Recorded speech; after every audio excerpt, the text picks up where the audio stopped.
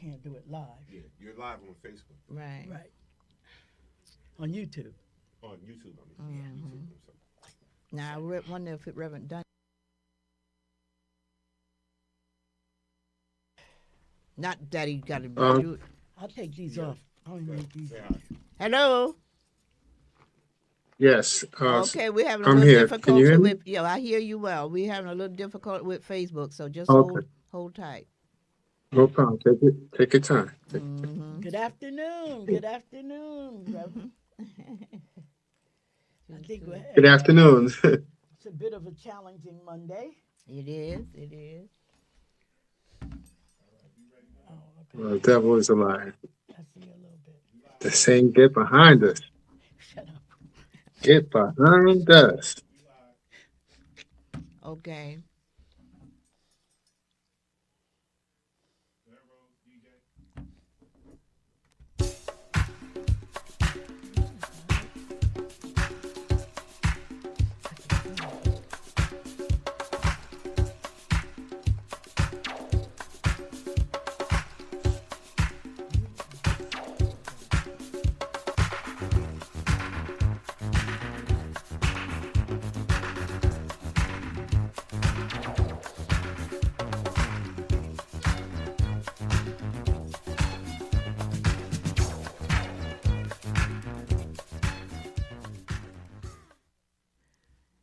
Good afternoon, my villagers. This unapologetic amateur gonna have to apologize. You know, technology sometimes gets in the way of technology. But we are here. And you already know that this space here is preserved for honesty and truth. Yes. However, when I come across information that is 99.9% looking like it's true, foolproof, I'll bring that to you too. Well, this weekend has presented such a time. Unbelievable. Everyone, I'm sure, has heard about the incident at the National Press Conference dinner. The the attempted assassination of the president. Wait, the second. Oh, the second or the third. Well, some are suggesting, well, I should say many are suggesting that it was all staged. Now, I don't know, just reporting. But that quote by Dr. Martin Luther King that says, truth crushed to the earth will rise again, keep popping up in my head, you know. But I'll say emphatically, and this is the truth, that man will do anything to keep control of the White House. And the only way for us to prevent that happening is for us to vote. You know, vote in the upcoming midterm elections. Go to the poll. Take everybody with you. If you can take the cat, the dog, the rat, and the roaches, it's that important. I don't want to hear I don't do politics, because politics are certainly doing us. That's right. You know. Amen. Let me thank my team. I want to thank Sheila, my producer, and I want to thank Juanita, the advisor.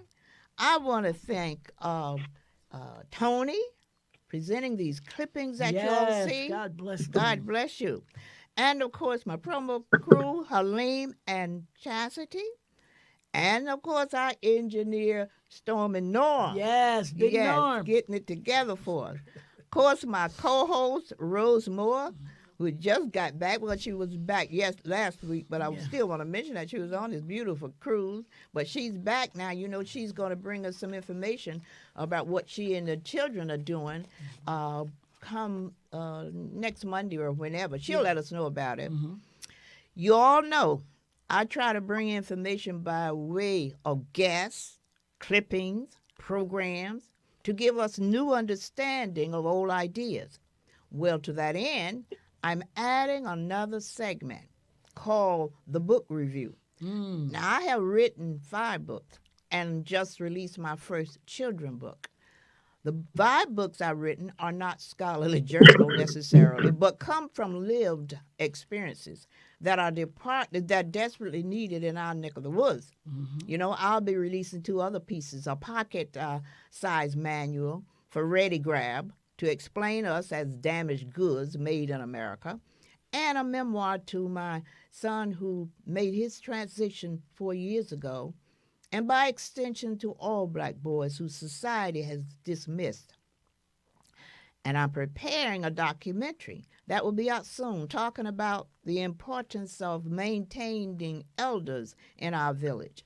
Number 2, and the necessity for our experts to establish a discipline dealing with our unique situation, as has been done with other major occurrences, like oncology for cancer, cardiology for the heart, epidemiology for viruses. Well, the United Nations just recently declared that slavery, ma'afa we call it, was the worst crime against humanity ever. Ever. And I would add an injury. Also, so shouldn't we be studying and tending to that like a virus? I think about it, and I think so. Now, this new segment called the book review will augment the notion that everything is in the books. That's why they kept them from us for all these years and still trying to ban them so we won't be able to know our history. You know? Well, the person I have chosen for this spot is the Reverend Clyde Dunning. He will be reviewing my books and others as we go along. He's an author in his own right. But let me read his bio, and then I'm going to bring him on for the review, and then we're going to go into other things. Yes. The Reverend Clyde Dunning, an alumnus of North Carolina Central University, is a passionate advocate for social justice, a devoted spiritual leader, and an accomplished author with 9 books to his credit. Committed to addressing the urgent issues impacting today's communities, Reverend Clyde uses his voice and writing to illuminate truth, inspire transformation, and uplift those often unheard.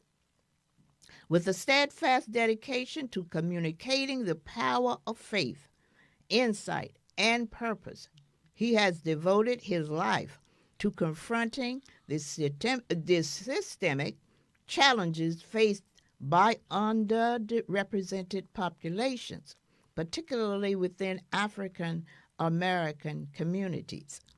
As a founder of the Sower of Seeds Outreach Ministry, known as the, quote, a church without walls, end quote, Reverend Clyde extends his mission beyond traditional church settings, reaching individuals in correctional facilities, hospitals, and underserved neighborhoods through innovative, community-oriented, centered outreach.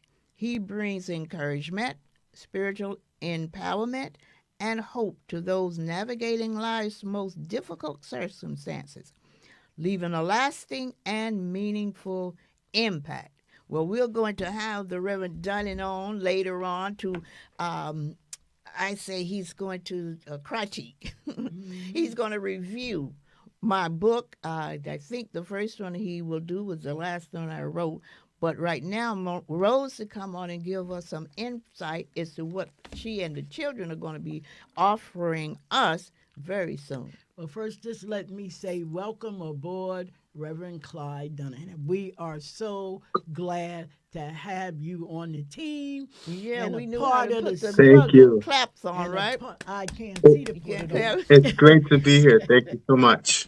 I tell you, so we're just thanking you to be on the front lines with us. Mm-hmm. And I just want to let you know that our children will be returning. We'll be returning back to our normal schedule the last Monday in the month. I don't know if it'll be the last Monday of this month because you know it's a holiday. It's Memorial Day. So, young people like to, have family outings and so forth and so on. But they're excited. We're looking forward, and I think I'm going to surprise you. We're going to go another way, but we're still knee-deep in Black history. Great. And carrying that banner and making sure that we let the villagers and the people, classmates, friends, neighbors know what we're all about here. So look forward to them and give them a thumbs up. Oh yes, oh yes. That sounds exciting. I'm looking forward to that myself because I know what how necessary Yes. it is for our children Yes. to become knowledgeable Right. of who and whose they are, so they can move forward with our understanding of ourselves. One of the I'm excited about my new documents that are coming out because that's the one thing I'm trying to push and to advise us as elders on that there never need to be a separation between the elders and the youth. There need to be a continuity and continuation from what the elders know and the youth may not, but together we can certainly move forward. Right. You know. Right. What I'm going to do now, there's a clipping that I want, and I was so excited about because I had conversation with my grandson and some other ones about the idea of Christianity, and I can understand it because before I understood it clearly, I had questions myself. Well, what is this Bible supposed to be, and why are we seem to be the object of the negative stuff? Sometime we hear coming from there, like enslavement and all that. So I was looking forward to this particular clip. And I'm going to play that first because it's an hour-long clip, but we're not going to play. We're going to do it in segments. So this is going to be the first segment. But what I want all of you to listen to clearly, because this is what we need as African people. We understand that what we've been understanding and learning basically is from a Eurocentric indoctrination. Right. What they conditioned But us. condition us to do. But now when we became African-centered, we will get information through that process. It's like an innately type done. You just kind of know it. It's there. They can't take that away. They took a lot of stuff. They stripped us greatly. But they couldn't strip that unique ability for us to be who we are and to know who we are. So I'm going to try to see if I can can we pull that up, Norm? That piece, I had a name for it. Let me see what that piece is. Yeah, I think that must be. The awakening of DNA. They changed your name, they changed your history, they changed your identity, but they couldn't change your DNA, your spiritual DNA. And that's what we're uncovering today in this conversation. If I told you right now that you possess 7 spiritual gifts that are particularly prominent in the heritage of Black people, gifts so powerful that historical systems of oppression sought to suppress them, would you believe me, or would you think I'm exaggerating? Because for the next hour, I'm going to show you something that will make you question everything you thought you knew about yourself, your faith, and your place in God's eternal plan. Listen carefully. Historical misconceptions vs. biblical truth. You've been told that Black people are new to Christianity, that we were introduced to faith through slavery, that our spiritual traditions are superstition or something less than the religion that was handed down to us by force. That's a historical misconception. And worse than a misconception, it's a loss of your inheritance, a loss of your purpose, a loss of the proof that God chose your people for something specific, something undeniable, something that challenges the systems that tried to obscure it. The Bible is full of people with African roots. I'm not speaking metaphorically. I'm talking about actual human beings whose skin was dark, whose kingdoms were in Africa, whose spiritual authority shaped the entire foundation of what we call Christianity today. For example, the Ethiopian eunuch in Acts 8 represents early African involvement in the faith, as Axum became one of the first Christian kingdoms in the 4th century. The whitewashing of Scripture. But if you picked up a Bible in most churches across America, you wouldn't know it. The pictures often show European faces, the language has been sanitized, the names have been whitewashed, and the spiritual gifts that belong to you by birthright have been buried under centuries of misconceptions told so smoothly that even we started believing them. Today changes that. Today you're going to see the receipts. You're going to see the evidence. You're going to see where in the actual text of Scripture your people stand as chosen vessels of God's most powerful spiritual authority. And you're going to understand why this truth matters right now in 2026, when our communities are being attacked from every angle, when our children are losing their sense of who they are, when we need to know more than ever that we come from something sacred, a call for truth and bravery. I need you to understand something before we go further. This isn't about making anyone feel guilty. This isn't about division. This is about truth. And truth, real truth, belongs to everyone, to non-Black viewers. What you're about to see is going to challenge you to examine everything your church taught you about history. It's going to ask you to be brave enough to acknowledge that historical misconceptions arose, that doctrines were sometimes misinterpreted, and that justice demands we reclaim what was lost, and that affects all of us. To Black viewers, what you're about to see is going to resonate deeply. You're going to recognize yourself in those ancient pages. You're going to understand why you've always felt something deeper, something that the world couldn't name or contain. You're going to realize that what you thought was weakness was actually strength that was undervalued. And you're going to know that you come from royalty, from prophecy, from God's chosen lineage. That's not pride. That's recognition of your inheritance, a shared human heritage that enriches us all. The foundation of the revelation. Here's what we're going to reveal today. There are 7 spiritual gifts that are particularly prominent in the heritage of Black people, woven into their history, cultural memory, and even supported by scientific insights like epigenetics. These aren't metaphorical. These are documented in Scripture. These are confirmed by history. These are supported by science, such as studies on resilience passed through generations. Now, these are the gifts that made your ancestors survive the unsurvivable. These are the gifts that allowed your people to build civilizations that the world's universities still study. These are the gifts that kept faith alive through slavery when reason said, "Give up." These are the gifts that are waking up right now in this generation. And they're challenging the historical systems that built themselves on obscuring them. The superpowers revealed. By the end of this video, you will understand. Resilience not as a burden but as a superpower. Discernment not as paranoia but as spiritual sight. Prophetic voice not as anger but as God's megaphone. Creative transcendence not as escape but as resurrection power. Intercessory prayer not as weakness but as the most potent force in the spiritual realm. Kinship consciousness not as dependency but as collective strength. Ancestral memory not as ancestor worship but as connection to the God who walks through all generations. The urgency of the moment. This is not ancient history. This is urgent. This is now.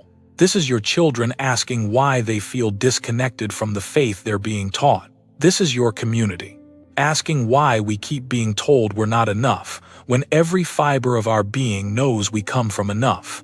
This is the moment where we stop accepting the edited Bible and start reading the actual text. This is the moment where we stop letting other people's interpretations define our spiritual DNA. So, I need you to do something right now before we continue. Comment below if you feel it.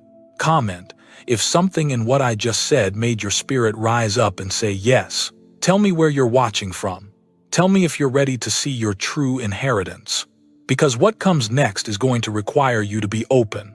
It's going to require you to let go of what you were taught about how to read Scripture. It's going to... We're going to continue that over Yes, time. If you heard him say it was an hour run. So we're not going to play the whole thing. We're just going to give you enough so you can absorb it and just think about it. Yeah. My one correction with all of this, not just him, but we sometimes say we were part of the Bible. We were the Bible.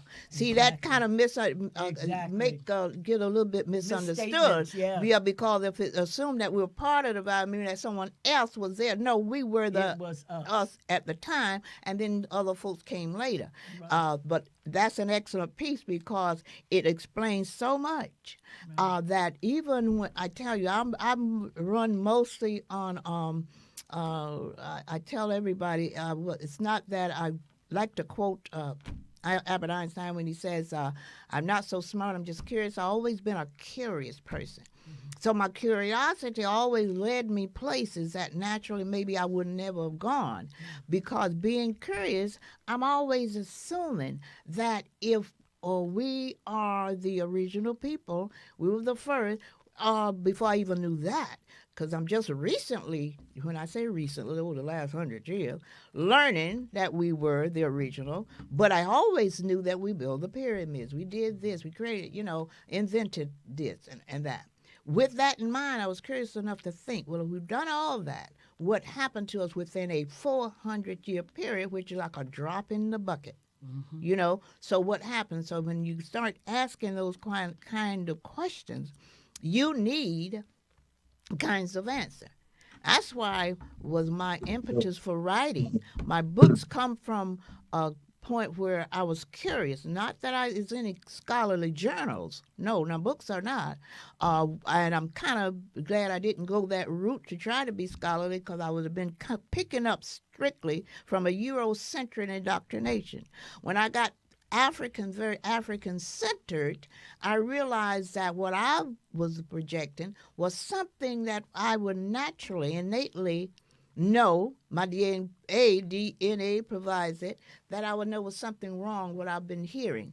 That's why we're creating this segment. I'm going to have Reverend Dunning preview and review my books and other books, because Reverend Dunning's written 9 books himself. So we will be doing that, but in the meantime, I want to make sure that I explain the reasons and the methods by my writing. In my first book, we're going to bring Reverend Dunning's in, and you're going to, I'm not quite sure what one that you reviewed, but welcome Reverend Clyde Dunning. Welcome, my brother. Hey, Sister Ruby. Good evening. Good evening. Good How's evening. everyone today? Good. Everyone is fine. Just waiting to hear what you have to say about the first book that you're going to be previewing, and give us some Well, if you don't mind, I want to start off by saying thank you so much for the previous dialogue that you shared with us, and I am deeply moved and touched by the knowledge that you have shared with us. And I pray that this knowledge continues to expand into the minds, into the hearts of our people. And, I would have to say it was just like, in the scripture, they say, when David says, it's like fire in my bones. And, yes. And the frequency and the vibration of just that knowledge just touched something that has been in our DNA. And it's particularly mine. I can't speak for anyone else, but I pray that everyone connects with the message, and that we can continue to expand and find out the true knowledge of who our people are, so that we can continue to grow through the next generations and the next generation of that, until God's prophecy is fulfilled. And then secondly, I want to express my sincere gratitude to the team of Unapologetic Amateurs Looking for Experts. I want to thank you for creating this space where meaningful stories can be told and voices can be heard. I'm not joining today not as a guest, but someone who is deeply burdened by the spiritual awakening of our community. Lastly, I'm thrilled to discuss on this journey of revival of our people, how we can step into God's given assignment, starting today with this program. And yes, again, I am lastly greatly honored to have, done the book review. I've worked with you on another assignment, but just reading your book, I was moved by the knowledge and the wisdom that you had shared through this book. And the ode to the Black man, why should I cry? And, just being a Black man myself, growing up during the during the baby boomer generation. I think you came from the silence generation, right? Silent, but I'm not Yeah, I'm a silent, baby right? boomer. I'm a baby boomer. I You're came from, silent, but you're not silent. but I'm not. Amen. But this, yes, but this was He said the, both. the generation who value and hold on to traditional Yes, values, yes, that our ancestors, brought, from ancestry, which yes. had been forgotten and is continually being buried. And Mhm. so I thank God for ones with such wisdom coming from the silent generation to continue to share the knowledge so that it will not be hidden, buried, nor That's right. denied. Anymore. Because Yeah. again, it is in our frequency, Right. it is in our vibration as a people. Mhm. Yes. So, back to your book, back to Okay. your book, and I'm going to be short. I have, maybe 2 or 3 questions, but Mhm. they're Okay. profound questions that I think will unveil, the true meaning of this book Mhm. and, motivate people to go out and buy this book on Amazon. I mean, Mhm. you know, well, I'll just leave it there, but I want to first reflect in your book on page uh, 8 of the first chapter. Mhm. And we talk about false, and you talk about in your book, um, another false assumption is that any one of us can be a spokesman for our own truth. Yes. And you mentioned also that we are not a monolithic people. Yes. And you also emphasize, which I think you're driving home the point in this chapter, how important is it that experts who understand our history to address the issues that our people face unapologetically? Yes. Well, good. First, I just want to make one correction, and the book is Why Shouldn't I Cry? And I did that deliberately because I'm asking the question when everyone else cries for some other, whatever Reason, right. reason, then we were never allowed, in particular our black men. Yes. So the second part of my title is Ode to the Black Man, so I'm always thinking Yes. about them. They were really not allowed to cry. They could have seen their mothers raped and their daddies hanged at the tree, and they couldn't cry. So it follows on, and that kind of treatment certainly leaves damage to you. Yes. So before I go any further, just to know that damage has been applied. Slavery was not just a crime; it was an injury Yes. to a people that has never been tended to. Mm-hmm. So the why shouldn't I cry? Ask the question. If you can find yourself crying about whatever you're crying about, why wouldn't we be allowed to cry? It must have been a good reason. They knew that to hold that against from Force us yes. would affect us in serious ways, and it is. And that's one of the second part of my documentary is to try to make sure we understand it from that perspective. That way, we will insist that our people are meet it with that understanding. Now, the second question you asked was I lost the second question because you was asking me about the why did I write the book? Well, you mentioned that we were Oh, monolithic. monolithic. Yeah, Monolithic. Oh no. Matter of fact, And I guess I was making a point that to think about that word monolithic. We say that sometimes without really thinking, but the point is we're not monolithic, but what does that imply? We are unlike any other. Let me just put it this way. Once we understand through our lived experience, we are unlike any other people in the world. Yes. So in my documentary, and you know about it, Reverend Clyde, I'm yes, going to yes, be good. making that a point that we need to. I'm trying to create a different set of lexicon to go along with whatever I'm saying in my book, because what one word means to us does not mean that to another. Getting back to monolithic. Monolithic may mean, well, we are not, we don't all think alike.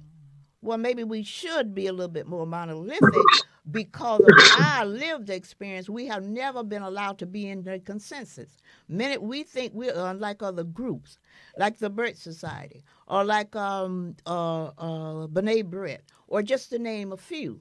They go away maybe yearly or whatever to get themselves together, to come to consensus, to come back. That doesn't mean they're no group is monolithic, but they have come to a Yes. consensus to make sure that whatever they needed going forward can go forward. We've not been allowed to do that. Right. The moment we begin to try to create a group like that, what is the great group, the greatest one that was ever, I can never think his name, the brother who had the ship and all. You know what I'm you're talking about, I'll tell you in a minute. Yeah, but in any case, they sent him back because of a stamp. Exactly. Set him up. Set him up. And that's what they do to us. Oh, wow. And the one come closest to what I'm trying to talk about is the Nation of Islam. They're the only group, whether you agree with them or not, they're the only group that have their consensus on what they're trying to do. We cannot. We don't have that consensus because our groups that we're involved with, and I give them praise, the NAACP or the Urban League or whatever, they are not. They're composed of other folk. So it's not that us African Americans going away with any kind of consensus and come back. So when I hear the word "we're not monolithic," it kind of turns me off because I would say, if you're not monolithic, maybe we need to be a little bit more monolithic, because we are going in 1,000 different directions, not having a consensus to go forward with.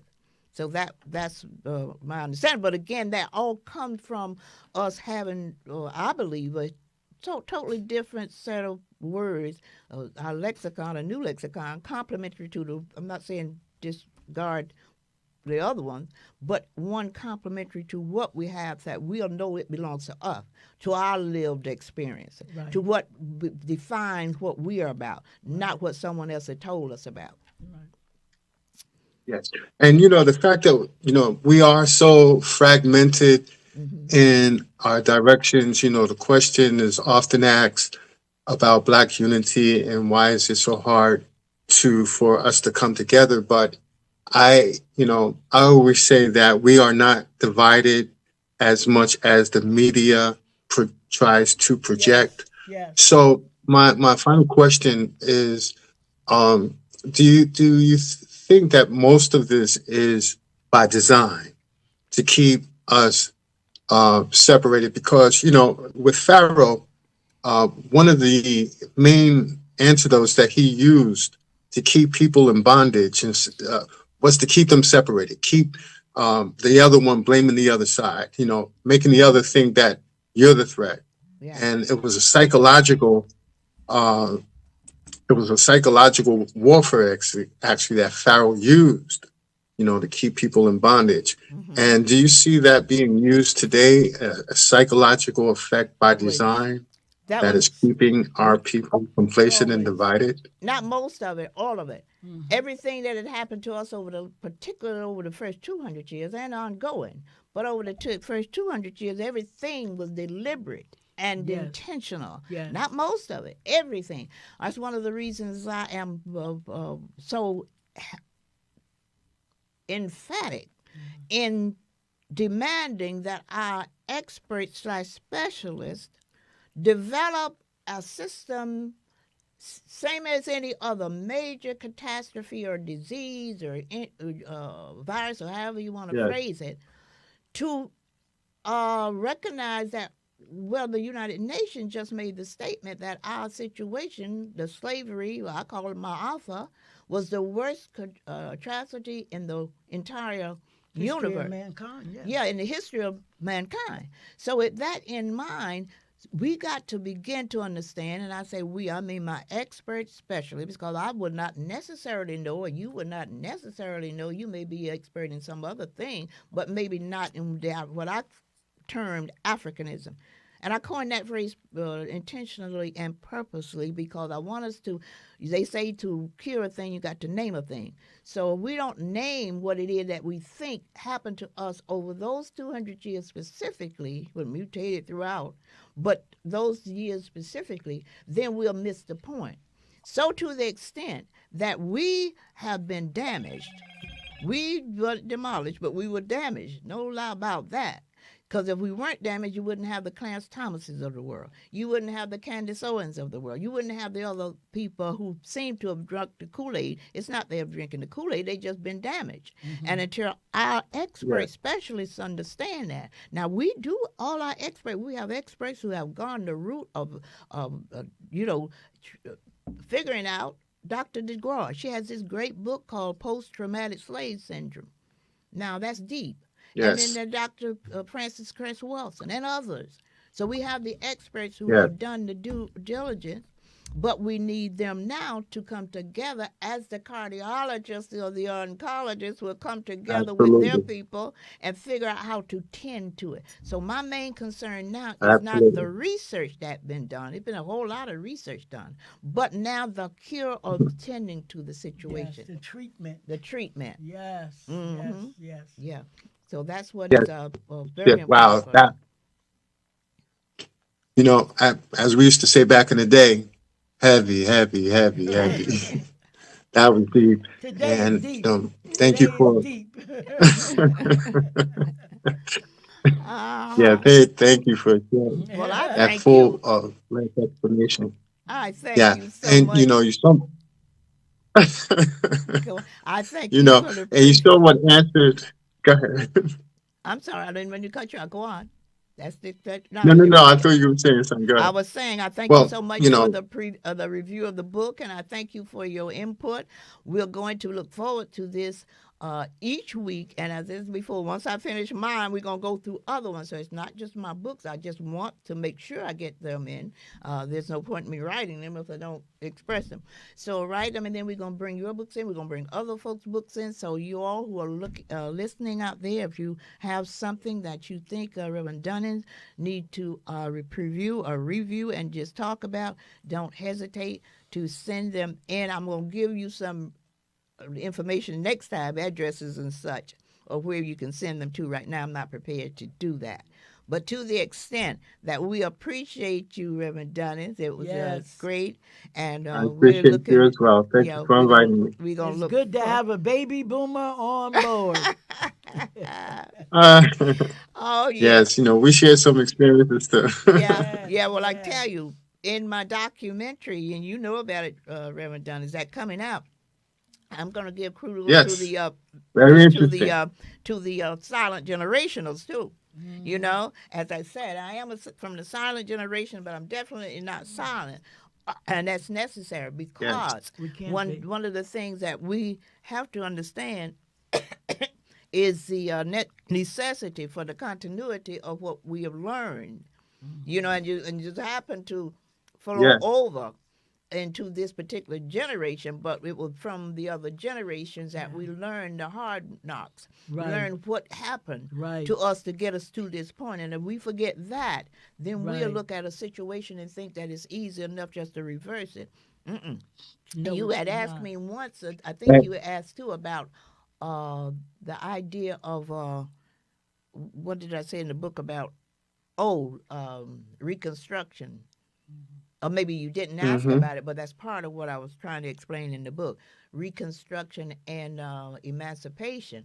Well, the time of when we were quote freed from slavery, there was an effort to try to put us in the mainstream, you know, so we can become human beings.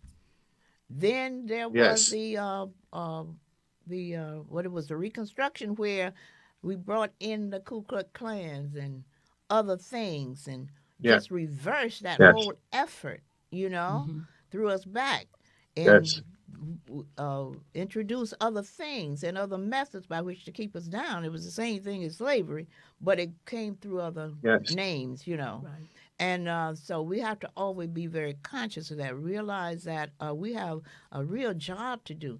And I call myself the unapologetic amateur looking for experts in Africanism, and I was doing that deliberately, purposely, to know that we need to classify and define what it is we think that we need to look at, you know? And if we do that, we'll be better off, because then we'll stop pointing fingers at each other to Right. think that I should take care of what a professional or an expert or a specialist should take care of.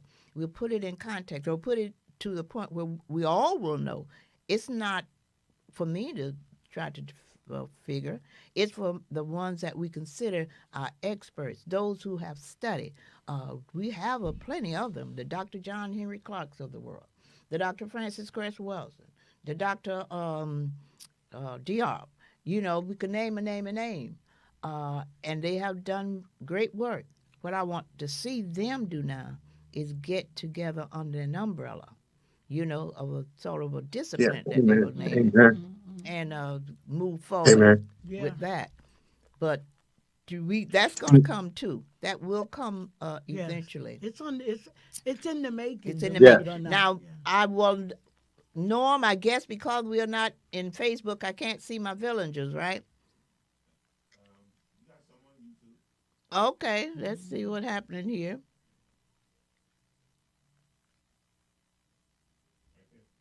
Okay, with this Sheila. Is that Sheila? Hello, villagers. Okay, Rose Cabbage Stock. Robert is on board.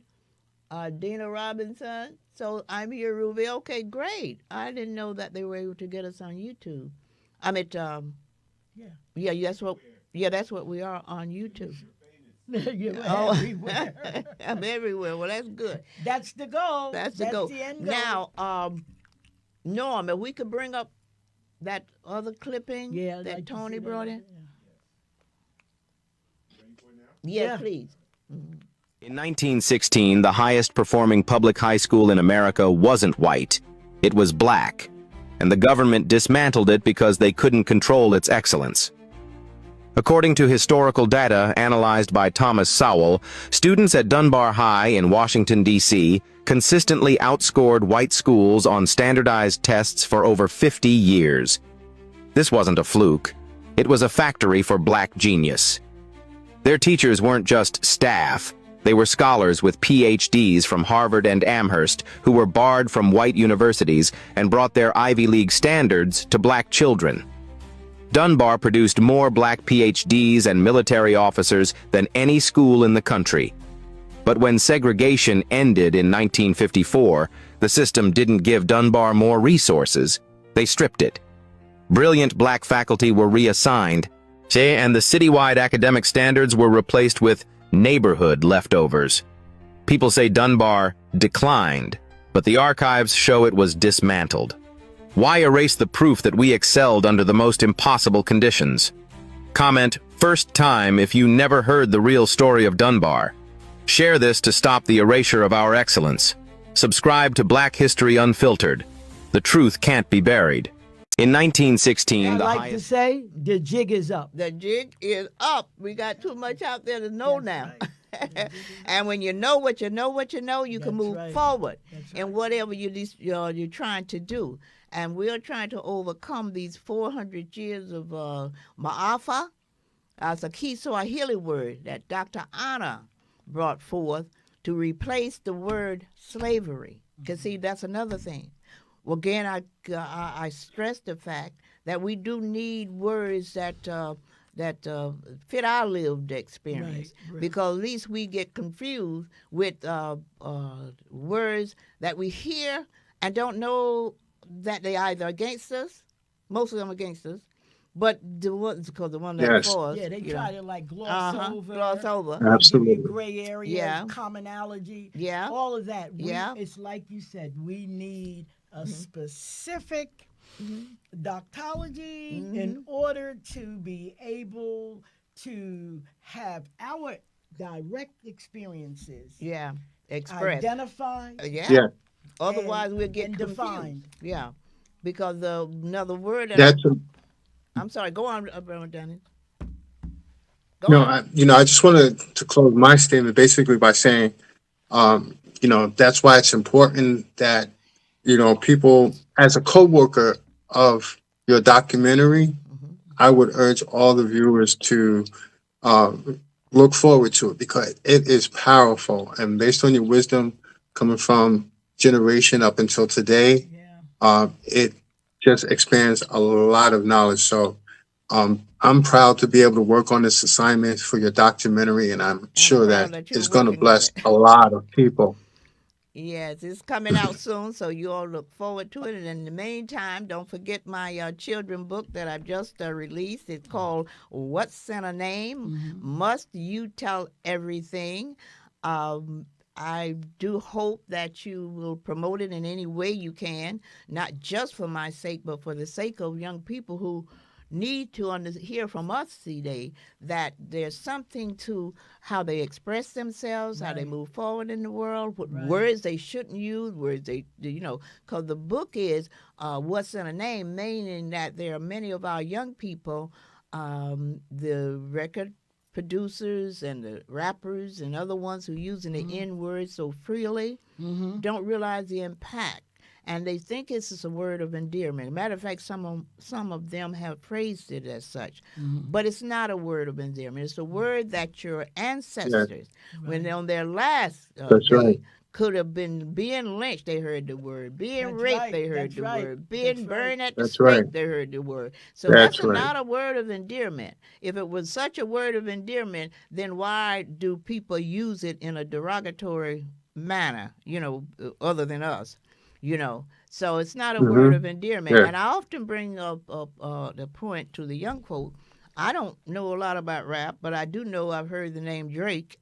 He's a rapper, and he's part Jewish, I think, in part black, Jamaican, part. And but he uses that N word quite often in his recording.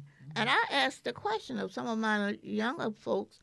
I say, well, if he's using the N word and it doesn't matter, why doesn't he use a derogatory for his other side? Exactly. But he doesn't, because he know he can't. Right. It wouldn't be accepted and get away with it. Right. So that alone should teach us something. Yes, that alone should teach us. Right. Well, then if he's not, he is. Now, he's a good example to see what he's not doing. He's not using the word against his Jewish side, but he can freely use, and I'm not necessarily blaming him.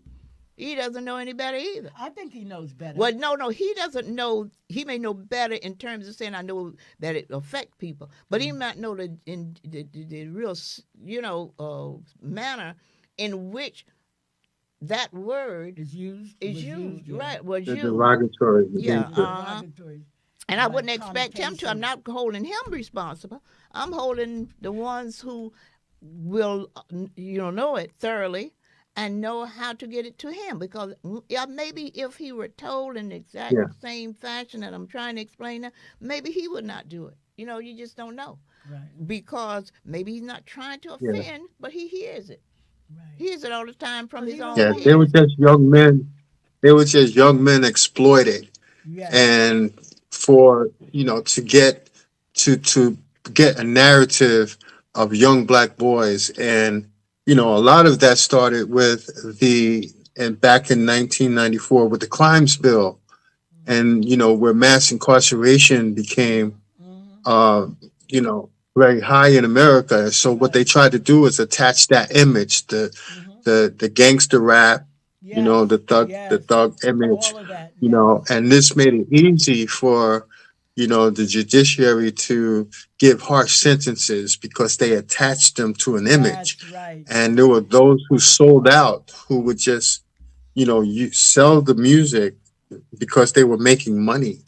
And so, again, it just all goes back to the exploitation of our young men in this country. Absolutely. Because by the same token, I'm using him again, Drake, he may have been able to make a whole lot of money using the other. I doubt that, though. They would never allow him to do that. Of course not. But to the extent that they know where to put the stop on. So we can use that as I'm using that word excuse. I'm going to be explaining that next week, excuse and explanation, because we can't use excuse in our vocabulary, in our lexicon, because it doesn't mean the same thing as excuse for them. Right. And I will explain that next time. But to the extent that we cannot explain to our people what the word means to us, that may not have that same meaning to someone else. You know what I'm saying? So to the extent, we just got to depend solely on our experts, our experts and our specialists to come up with a discipline. Come up with a discipline that will move forward this idea of something special. It's not just anything. It's a disease. I call it the African slave virus 401, and I just coined that. Because to me, it came to me as a virus, and if we can see it as a virus, then we'll treat it as such. We won't just think I can do anything. Amen. I don't know how to cure a virus. I don't know how to cure it, so don't try to get me to cure one. But I can explain it. I can get up and talk about it. Now, for my villagers, that's going to be that. I'm so appreciative of you watching again. Yes, and next week, we're going to be on time. We will be bringing you information that we know, we feel that's going to be good for your soul. Bye-bye. Bye-bye. Amen. Thank you. Good night, y'all. Good night.